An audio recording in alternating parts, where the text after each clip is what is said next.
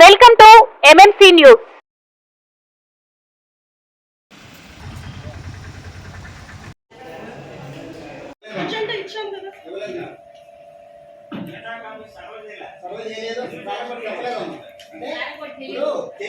Official గా కూడా MLA గారికి ఆయన అఫీషియల్ గా తెలియజేయాలి. మీకు ఆ బాధ్యత ఉంది. లేదు మేడం, తెలియజేయలేదు. లేదు, అడగండి, కమిషనర్ గారిని అడగండి. తెలియజేయలేదు మేడం. ఎమ్మెల్యే గారికి అఫీషియల్ గా తెలియజేయాలి సార్. కాబట్టి మేము అడిగేది కౌన్సిల్ మీటింగ్ కి జనాలకి మేము వర్కర్స్ జీతాలు చేసి మేము అఫీషియల్ చెప్పలేదు మేడం. మేము 1 or 2 days వాయిదా ఇవ్వండి, అంతేగాని మేము కౌన్సిల్ మీటింగ్ ఆపడం లేదు మేడం. ఆపమని మేము అడగడం లేదు మేడం.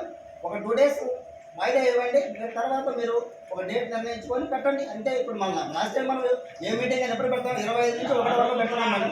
ఈ రోజు 14 ఆమోదిస్తారు కదా. మేము అడగడం లేదు, మేమే కౌన్సిల్ మీటింగ్ ఆపేమని మేము అడగడం లేదు, వర్కర్స్ జీతాలు పెట్టడం అడగడం లేదు. 2 days ఎమ్మెల్యే గారి దృష్టికి తీసుకెళ్ళి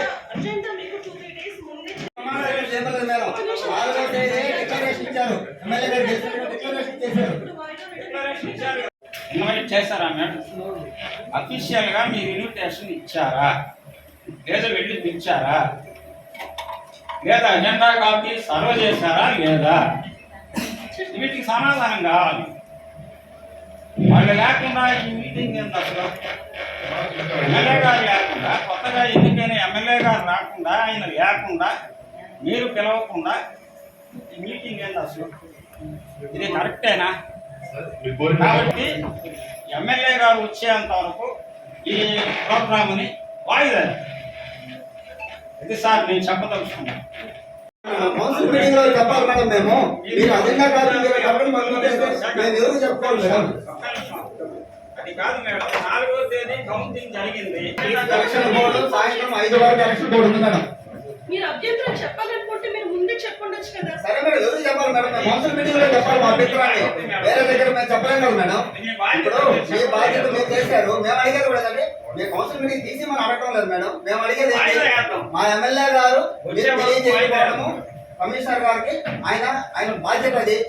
కాబట్టి మేము 2 days వాయిదా వేయండి. మళ్ళీ ఎమ్మెల్యే గారు వచ్చిన తర్వాత చెప్పండి, మేమందరం మేము కూడా ఆమోదిస్తాం. ఎమ్మెల్యే గారు కూడా మీకు గుర్తుందో లేదా మేడం? సార్ అందరూ చెప్తున్నాను, ఎమ్మెల్యే గారు ప్రెస్ మీట్లో ఏం చెప్పారు?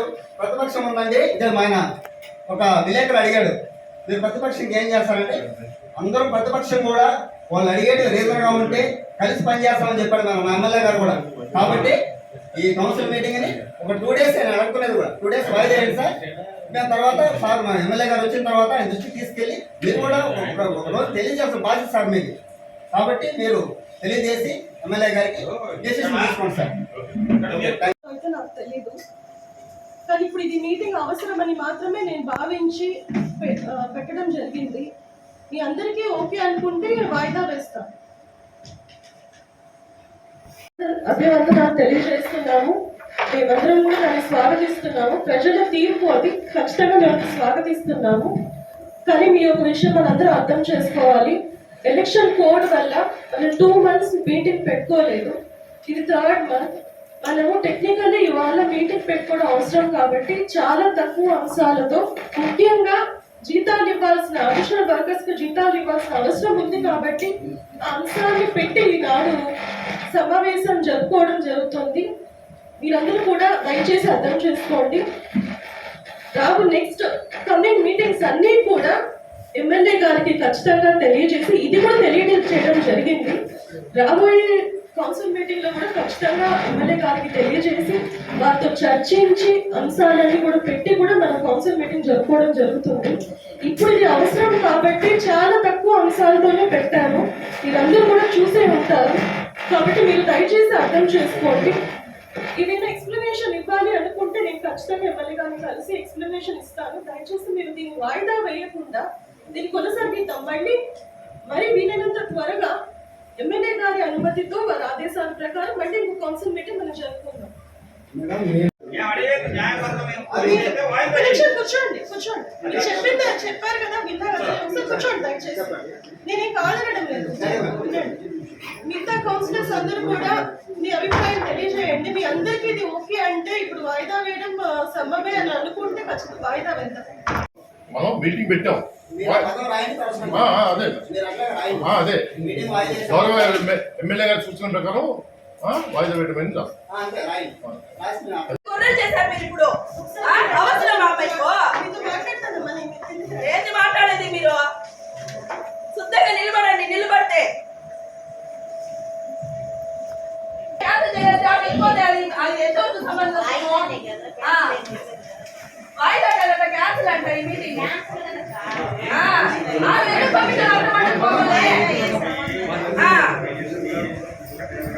ముందే చూసుకొని పెట్టాలి. ఇంతకు ముందే చెప్పాలి కదా, మాట్లాడే వాళ్ళని కూడా గొర్రెలు చేసి పంపించేస్తుందా? నమ్ముకొని వెనకాలిపోతే ఇంకంతే.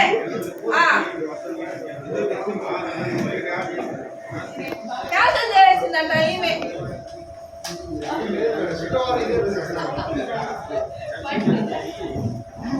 చెప్పండి. మీకు తెలియకపోతే ఒక మాట ఏంటంటే మీ తోటి కౌన్సిలర్లు లేదా పూజారులు మీకు ఇంకా ఆయన ప్రమాణ స్వీకారమే చేయలేదు కదా ఆయన. ఆయన ఉన్నారు. ఆయన ప్రమాణ స్వీకారమే చేయలేదు. మనం ఎవరు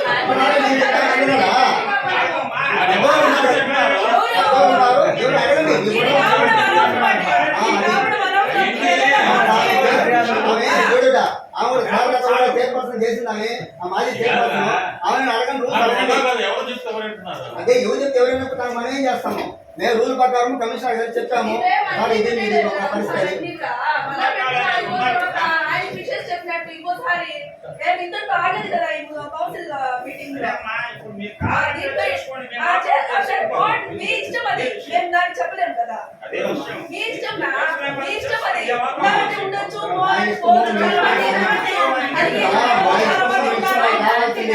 చాలా మంది అడిగి వెళ్ళిపోయిన వాళ్ళు చాలా మంది సమస్య అలాగే కొంతమంది వల్ల పెట్టుకున్నారు.